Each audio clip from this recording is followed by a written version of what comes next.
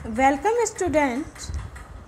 आज हम पढ़ने जा रहे हैं शिक्षण के स्तर पार्ट 2 मीन्स बोध स्तर या समझ स्तर।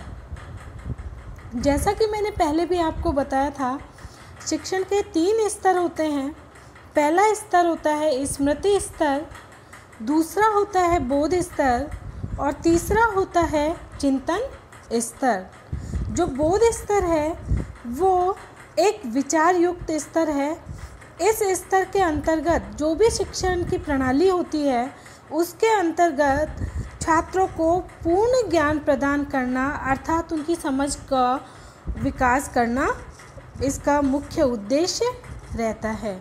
इस शिक्षण के अंतर्गत अर्थात समझ एवं बोध स्तर शिक्षण अधिगम का यह स्तर स्मृति स्तर से कुछ ऊंचा होता है, अर्थात इसका लेवल उससे ऊंचा होता है क्योंकि जहाँ स्मृति स्तर का शिक्षण अधिगम केवल स्मृति पर आधारित होता है तथा उसमें छात्र पूरा ज्ञान रटकर प्राप्त करते हैं, वहीं बोध स्तर में रटने की बजाय ज्ञान को अच्छी तरह से समझने पर बल दिया जाता है। जो बोध स्तर का शिक्षण है, इस शिक्षण में छात्रों को इस प्रकार का ज्ञान प्रदान किया जाता है जिसका व्यवहारिक जीवन में भी उपयोग हो सके। इसके साथ ही इस स्तर में जब छात्रों को किसी नियम या सिद्धांत के बारे में बताया जाता है तो उसके साथ यह भी बताया जाता है कि इस नियम या सिद्धांत को व्यवहार में कैसे लाया जाए।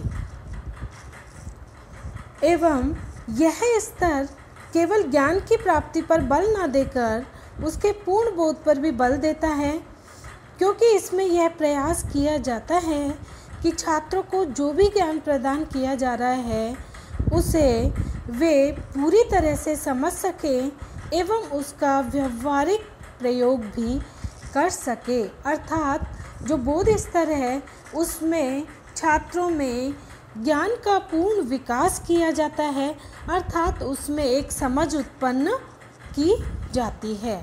इस शिक्षण स्तर का मुख्य उद्देश्य यह है कि इस स्तर के शिक्षण अधिगम का उद्देश्य छात्रों में नियमों, सिद्धांतों आदि की पूरी समझ को विकसित करना होता है तथा इस स्तर में अध्यापक की भूमिका महत्वपूर्ण होती है, लेकिन वह उतना स्वतंत्र नहीं होता है जितना कि स्मृति स्तर पर होता है, क्योंकि इस स्तर के शिक्षण में अध्यापक को छात्रों की रुचि, ज्ञान एवं व्यक्तिगत विभिन्नताओं का ध्यान रखकर फिर शिक्षण कार्य करवाना पड़ता है। जो इस शिक्षण स्तर में विषय वस्तु की प्रकृति एवं उसका प्रस्तुतिकरण इस प्रकार होता है कि इस शिक्षण में विषय वस्तु को चयन पर विशेष ध्यान दिया जाता है, लेकिन इस बात का भी ध्यान रखा जाता है कि वह छात्रों के ज्ञान में वृद्धि करने के साथ ही उनमें सूझबूझ एवं समझ का भी विकास कर सके। अब देखते हैं कि इसमें छात्र की क्या भूमिका होती है। तो इस स्तर के शिक्षण अधिगम में छात्र को सक्रिय बनाने पर बल दिया जाता है और इसमें यह प्रयास किया जाता है कि यह केवल रटकर ज्ञान प्राप्त नहीं करेगा बल्कि अपनी सूझबूझ एवं समझ को भी विकसित करेगा। यह स्तर छात्र को उनकी मानसिक शक्तियों को समुचित प्रयोग करते हुए ज्ञान की प्राप्ति पर बल देता है।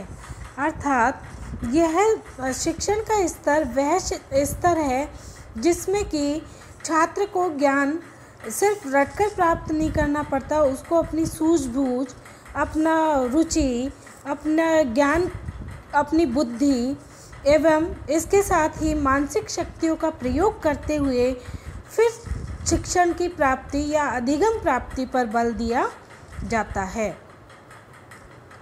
अब आइए देखते हैं इसके साथ ही इस शिक्षण में इस स्तर के शिक्षण अधिगम में ऐसी विधियों को अपनाने पर बल दिया जाता है जो छात्र में ज्ञान की प्राप्ति के साथ ही उनमें विभिन्न नियमों, सिद्धांतों आदि की भी समझ विकसित कर सके।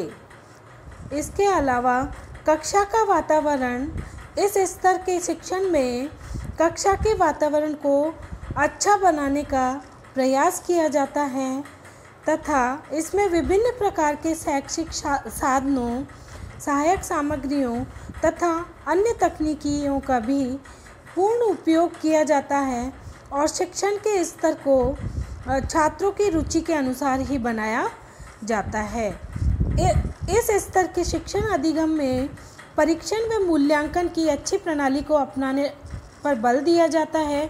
इसमें यह प्रयास किया जाता है कि छात्र ने जो ज्ञान प्राप्त किया है उसका स्तर क्या है तथा इसमें उचित मौखिक, क्रियात्मक एवं लिखित परीक्षण या मूल्यांकन विधियों को भी अपनाया जाता है। अब आइए देखते हैं जो बोध स्तर का शिक्षण है इसमें ऐसे क्या गुण होते हैं जो कि यह स्मृति स्तर से उच्च माना जाता है। तो इसके निम्न गुण होते हैं। पहला है मानसिक शक्तियों के विकास में सहायक। दूसरा है इस स्तर के शिक्षण अधिगम में छात्रों की मानसिक शक्तियों एवं बौद्धिक क्षमताओं के विकास में सहायता मिल सकती है। यहाँ तथ्यों को सोच समझकर ग्रहण किया जाता है।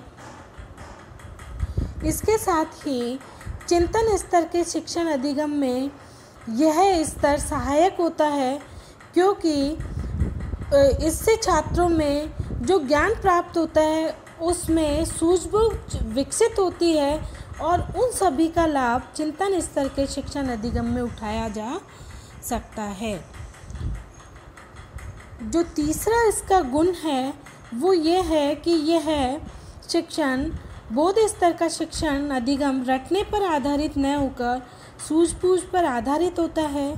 इसमें छात्र जो भी ज्ञान प्राप्त करते हैं उन्हें उसका पूरा बोध होता है तथा उसे वे व्यवहारिक जीवन में भी उपयोग में ला सकते हैं। इस प्रकार से प्राप्त किया ज्ञान स्थायी होता है तथा इसका नेक्स्ट गुण है कि यह अधिगम कार्य को रुचिकर उद्देश्यपूर्ण बनाने में सहायक होता है क्योंकि इसके द्वारा छात्र अधिक से अधिक ज्ञान को प्राप्त करने की कोशिश करते हैं क्योंकि इसमें विभिन्न सहायक सामग्रियों, विधि प्रविधियों एवं अन्य प्रणालियों का प्रयोग लेकर शिक्षण कार्य करवाया जाता है। ये तो थे इस शिक्षण के गुण। अब आइए देखते हैं कि इस शिक्षण में क्या दोष पाए जाते हैं।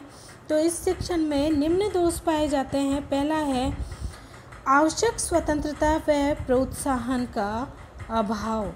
तो देखते हैं कि बोध स्तर के शिक्षण अधिगम में शिक्षण अधिगम सामग्री एवं क्रियाएं पूरी तरह से नियंत्रित एवं नियोजित होती है जिसकी वजह से शिक्षक एवं छात्र दोनों को एक सीमित दायरे में कार्य करना पड़ता है।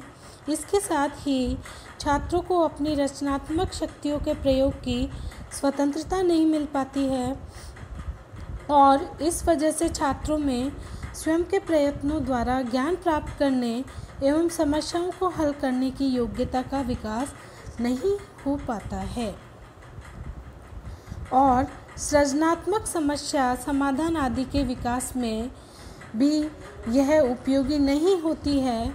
इसके साथ ही छात्र का केंद्रित नहीं होना भी इसका एक दोष माना जाता है क्योंकि इस स्तर का शिक्षण अधिगम विद्यार्थी केंद्रित नहीं होता है, यह विषय केंद्रित होता है जो इसका एक बड़ा दोष है। इसमें छात्र के सीखने से ज़्यादा विषय पर बल दिया जाता है।